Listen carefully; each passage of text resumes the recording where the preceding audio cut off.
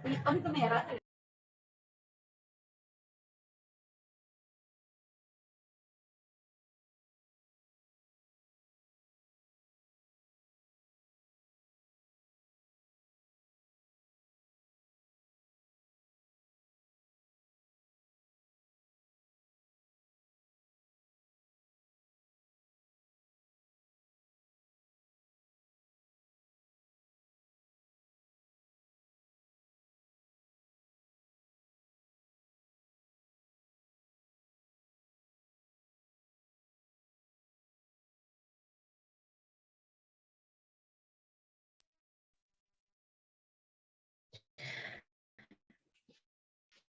Assalamualaikum warahmatullahi wabarakatuh.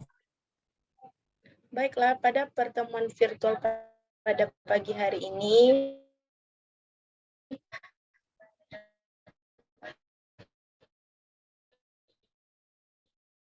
kami akan membersihkan hasil diskusi ini. Sebelumnya itu moderator oleh saya sendiri, 2 Anggul Floresita Ramadhani, ketiga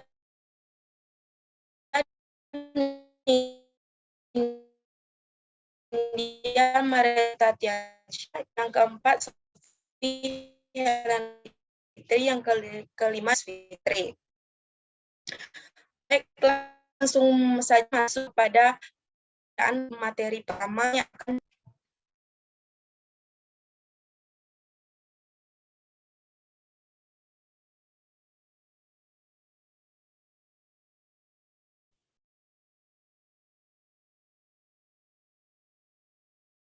Pengertian globalisasi. Globalisasi atau proses mendunia di mana individu tidak terikat oleh negara atau batas-batas wilayah. Setiap individu dapat terhubung oleh siapa saja yang ada di belahan dunia ini dan terjadi penyebaran informasi dan komunikasi melalui media cetak dan elektronik yang mendunia. Globalisasi berasal dari bahasa Inggris yaitu globalization. Kata global berarti mendunia, sedangkan globalization berarti proses. Sehingga globalisasi menurut bahasa adalah suatu proses masuknya negara-negara ke dalam pergaulan dunia. Globalisasi membuat suatu negara semakin kecil atau sempit dikarenakan kemudahan dalam berinteraksi antar negara, baik itu dalam perdagangan, teknologi, pertukaran informasi, dan gaya hidup maupun bentuk-bentuk interaksi lainnya. Next slide. Beberapa istilah yang terkait dengan globalisasi. Yang pertama yaitu internasionalisasi. Globalisasi diartikan sebagai meningkatnya hubungan internasional. Dalam hal ini, masing-masing negara tetap mempertahankan identitasnya, namun menjadi semakin tergantung suatu sama lain. Yang kedua ada liberalisasi. Globalisasi juga diartikan sebagai semakin diturunkan batas antar negara. Selanjutnya ada universalisasi. Globalisasi juga digambarkan sebagai semakin tersebarnya hal material maupun imaterial ke seluruh dunia. Yang terakhir ada westernisasi. Salah satu bentuk dari universalisasi dengan semakin menyebarnya pikiran dan budaya dari barat sehingga mengglobal. Next slide.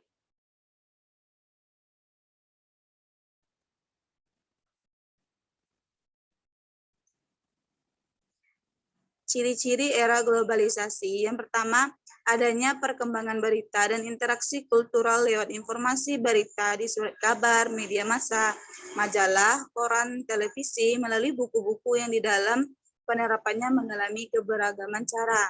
Selanjutnya, adanya konflik dan masalah bersama dalam masyarakat luar dan bisa meluas menjadi persoalan dunia yang harus sama-sama segera diselesaikan, yaitu berhubungan dengan adanya kerusakan lingkungan alam berupa pencemaran limbah industri pada laut atau pemanasan global yang mempunyai dampak buruk bagi seluruh kehidupan makhluk di bumi, agar tidak menjadi penyebab terjadinya tindakan penyalahgunaan kewenangan.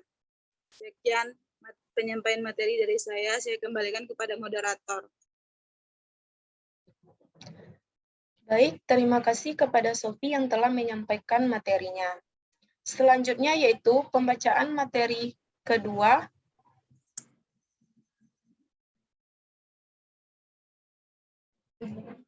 Baiklah, selanjutnya pembacaan materi kedua yang akan dibacakan oleh Yulia. Kepada Yulia dipersilakan. Baiklah, saya akan melanjutkan materi dari Sofi.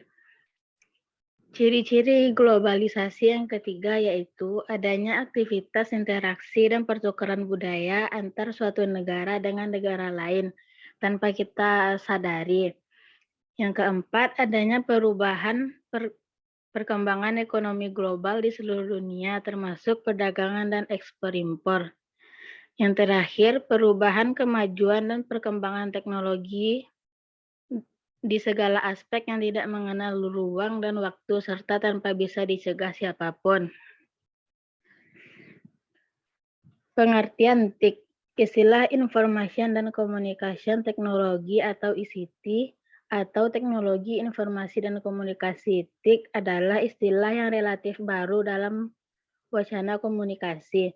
Menurut Kamus Wikipedia, istilah ICT mulai digunakan oleh para peneliti akademik pada 1980-an dan menjadi populer sejak digunakan oleh Dennis Stephenson pada 1997 dalam laporannya kepada pemerintah Inggris tentang perkembangan pendidikan.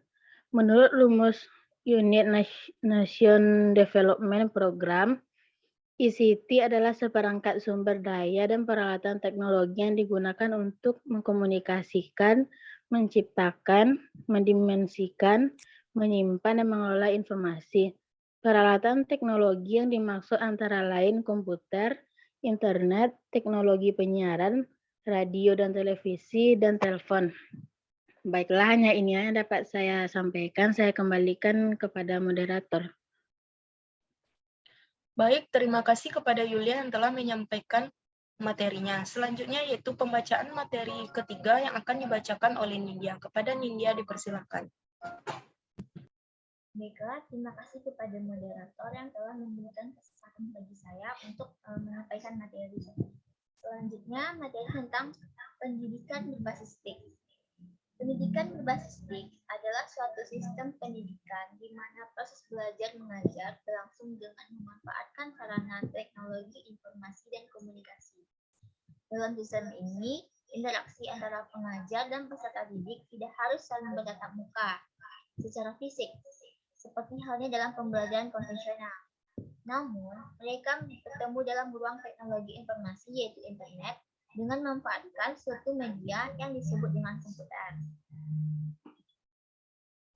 Adapun keunggulan dan manfaat TIK yaitu keunggulannya yang pertama mempermudah dan memperluas akses terhadap pendidikan, yang kedua meningkatkan kesetaraan pendidikan, yang ketiga meningkatkan mutu pembelajaran, yang keempat meningkatkan profesionalisme guru, yang kelima meningkatkan efektivitas dan efisiensi manajemen, tata kelola, dan administrasi pendidikan. Dan manfaatnya yaitu yang pertama membantu mempercepat pekerjaan manusia, yang kedua mempermudah komunikasi jarak jauh, yang ketiga mempermudah proses transaksi keuangan. Selanjutnya pembelajaran berbasis e-learning. E-learning merupakan satu model pembelajaran dengan menggunakan media teknologi informasi dan komunikasi, khususnya internet. Beberapa definisi dari e-learning ini adalah menurut Purbo pada tahun 2002, yaitu merupakan sebuah sistem belajar dan mengajar yang dimana pengajar yaitu dosen dan mahasiswa tidak perlu berada pada tempat dan waktu yang sama untuk melangsungkan proses perkuliahan. Salah satu caranya adalah dengan menggunakan internet sebagai medianya. E-learning merupakan model pembelajaran yang memanfaatkan fasilitas teknologi informasi dan komunikasi. Teknologi informasi dapat berperan sebagai media yang menyediakan interaksi antara staf, pengajar, dan mahasiswa. Sarana untuk mengefisiensikan evaluasi pembelajaran. Teknologi informasi dapat dipandang secara positif sebagai media yang dapat membantu interaksi dan proses belajar mengajar. Baiklah, hanya sekian yang bisa saya sampaikan. Saya kembalikan kepada moderator. Baik, terima kasih kepada Nindya yang telah membacakan materinya. Selanjutnya yaitu pembacaan materi yang akan dibacakan oleh Anggun Floresita Rahmadani. Kepada Anggun dipersilahkan. Baik, terima kasih moderator. Baiklah, saya akan melanjutkan materi dari Nindya, yaitu kelemahan, trik, dan solusinya. Yang pertama ada kelemahan. Ada beberapa kelemahan, yaitu yang pertama, kemajuan TIK juga akan semakin mempermudah terjadinya pelanggaran terhadap hak atas kekayaan intelektual atau HAKI. Karena semakin mudahnya mengakses data menyebabkan orang yang bersifat plagiatis akan melakukan kecurangan. Yang kedua, dengan adanya televisi, gadget, dan elektronik lain akan mempengaruhi peserta didik untuk malas belajar karena terlalu asik dengan alat-alat tersebut. Yang ketiga, dengan adanya akses internet dan isinya sudah ada bermacam informasi yang dibutuhkan. Hal itu akan menyebabkan kita malas untuk membaca buku pendidikan karena telah terpengaruh oleh hal-hal yang instan. Adapun solusinya yaitu kita jangan sampai mengatakan tidak pada teknologi atau say no to teknologi, karena jika kita berbuat demikian maka kita akan ketinggalan banyak informasi yang sekarang ini informasi tersebut paling banyak ada di internet. Kita harus mempertimbangkan kebutuhan kita terhadap teknologi, mempertimbangkan baik buruknya teknologi tersebut dan tetap menggunakan etika. Juga tidak lupa jangan terlalu berlebihan agar kita tidak kecanduan dengan teknologi. Next slide. Adapun manajemen berbasis komputer. Nah, saat ini sistem informasi merupakan isu yang paling penting dalam pengendalian manajemen. Hal ini disebabkan karena tujuan dari pengendalian manajemen adalah untuk membantu manajemen dalam mengkoordinasi subunit dari organisasi dan mengarahkan bagian-bagian tersebut untuk mencapai tujuan perusahaan. Dua hal yang menjadi perhatian dari definisi di atas adalah mengkoordinasi dan mengarahkan. Tentu saja dalam dua proses tersebut diperlukan satu sistem agar proses koordinasi dan mengarahkan dapat berjalan secara efektif sehingga tujuan perusahaan dapat tercapai. Manfaat utama dari perkembangan sistem informasi bagi sistem pengendalian manajemen adalah penghematan waktu atau time saving, biaya atau cost saving, dan peningkatan efektivitas.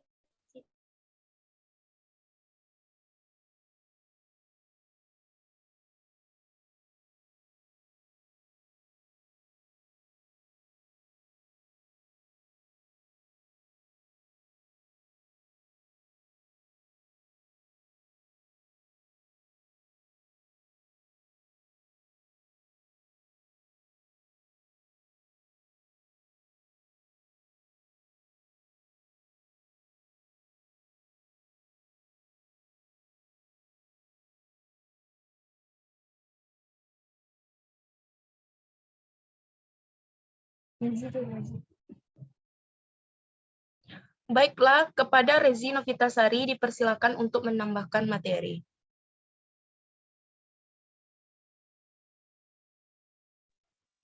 Terima kasih kepada moderator yang telah memberikan saya waktu untuk menambahkan sedikit tambahan materi, yaitu yang akan saya tambahkan mengenai faktor-faktor mengapa teknologi informasi dan komunikasi itu diperluaskan dalam pendidikan di Indonesia. Yaitu yang pertama, yaitu karena adanya keterbatasan kualitas dan juga kuantitas sumber daya pendidikan di negara Indonesia. Kemudian yang kedua yaitu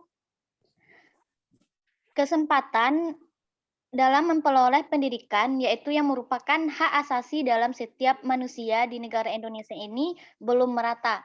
Dan kemudian yang ketiga yaitu model dan pendekatan pendidikan di Indonesia juga kurang relevan. Nah, kemudian yang akan saya tambahkan sedikit mengenai dampak positif dan negatif dari teknologi informasi dan komunikasi dalam bidang pendidikan. Tadi sudah dibahas juga oleh kelompok dan saya akan menambahkan sedikit. Yang pertama untuk dampak positifnya yaitu para siswa dapat belajar kapan saja, melatih pembelajaran lebih mandiri seperti saat ini adanya YouTube, adanya ruang guru dan berbagai macam. Nah, kemudian untuk dampak negatifnya yaitu dalam mempertimbangkan pemakaian teknologi informasi dan komunikasi dalam pendidikan ini,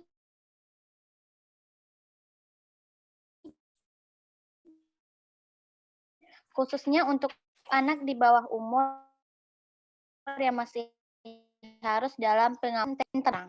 Itulah sedikit yang dapat saya tambahkan. Selanjutnya saya kembalikan kepada moderator.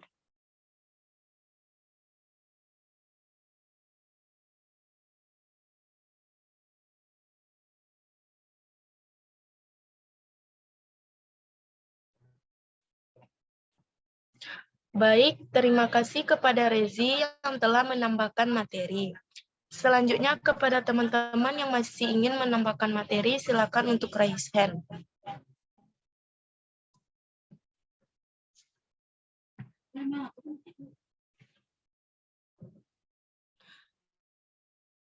Baiklah, sepertinya tidak ada yang ingin menambahkan materi. Selanjutnya kami akan masuk ke sesi pertanyaan. Kepada teman-teman yang ingin bertanya, silakan untuk raise hand. Baik, kepada Putri Adrian dipersilakan untuk mengajukan pertanyaannya. Baik, terima kasih moderator atas kesempatannya. Di sini saya ingin bertanya kepada kelompok penyaji. Bagaimana contoh dari globalisasi yang membuat suatu negara semakin sempit karena akses yang sangat mudah di bidang teknologi? Baik, sekian pertanyaan dari saya. Terima kasih. Saya kembalikan kepada moderator. Baik, terima kasih kepada Putri Adrian yang telah mengajukan pertanyaan. Selanjutnya kepada Hanafa Putri Ferdinand, dipersilakan untuk mengajukan pertanyaan. Baik, terima kasih moderator. Saya izin bertanya. Pertanyaannya adalah, apakah pendidikan di era teknologi dan informasi sudah berjalan dengan baik atau tidak, khususnya di negara Indonesia, dan berikan bukti jika sudah berjalan dengan baik atau tidak. Sekian pertanyaan dari saya kembalikan kepada moderator.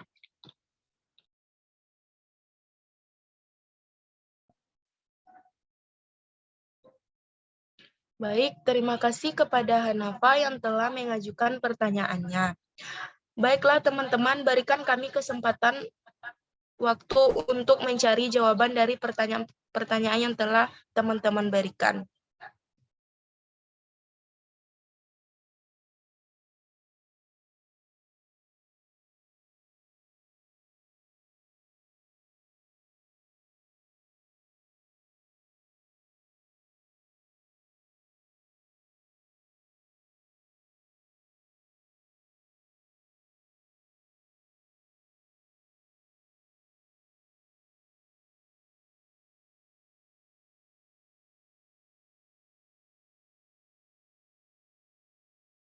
Globalisasi yang membuat semakin sempit karena akses yang sangat mudah di bidang teknologi. Jawabannya, dengan adanya globalisasi pasti banyak industri yang dibangun oleh pemerintah. Nah, pembangunan industri tersebut dapat menyebabkan sempitnya lahan untuk permukiman maupun untuk di bidang lahan pertanian. Dan sebagian besar Indonesia penduduknya bermata pencaharian sebagai petani. Nah, dan banyaknya industri, lahan industri ini akan mengakibatkan kerusakan lingkungan dan polusi limbah industri.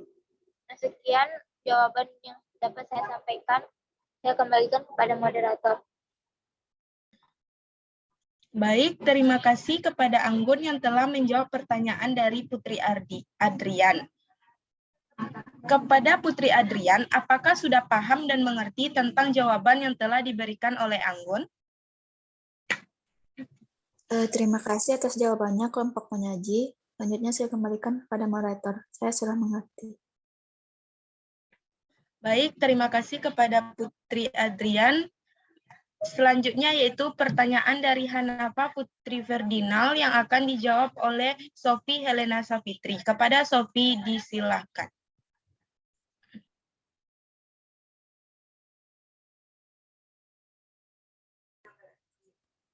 Baik, saya akan menjawab pertanyaan dari Hanafa Putri Ferdinand, yang mana pertanyaannya adalah apakah pendidikan di era teknologi dan informasi sudah berjalan dengan baik, khususnya di negara Indonesia, dan berikan bukti jika sudah berjalan dengan baik atau tidak. Jawabannya adalah pendidikan di era teknologi dan informasi komunikasi di Indonesia sudah cukup berjalan dengan baik, dan teknologi informasi sangat banyak berperan dalam dunia pendidikan Indonesia. Buktinya, kita sudah mengalami masa pandemi 2 tahun belakangan ini. Nah, dunia pendidikan mengalami perubahan seperti tidak biasanya, yaitu proses belajar mengajar dilakukan melalui sekolah daring. Nah, pada masa sekolah daring kita dibantu oleh teknologi dan informasi komunikasi seperti proses belajar mengajar menggunakan aplikasi via Zoom atau Google Meet untuk melakukan proses belajar mengajar. Nah, itulah salah satu bukti bahwa teknologi informasi komunikasi sudah cukup berperan dalam dunia pendidikan di Indonesia. Sekian jawaban dari saya kembalikan kepada moderator. Baik, terima kasih kepada Sophie yang telah menjawab pertanyaan dari Hanafa Putri Ferdinand. Selanjutnya saya kembalikan kepada Hanafa, apakah sudah paham dan mengerti tentang jawaban yang telah diberikan oleh Sophie? Terima kasih moderator, saya sudah mengerti atas jawaban dari kelompoknya Ji. Saya kembalikan kepada moderator. Baik, terima kasih kepada Hanafa. Baiklah, itulah hasil presentasi kami pada pagi hari ini. Kalau ada kesalahan kami mohon maaf. Assalamualaikum warahmatullahi wabarakatuh. Waalaikumsalam warahmatullahi wabarakatuh.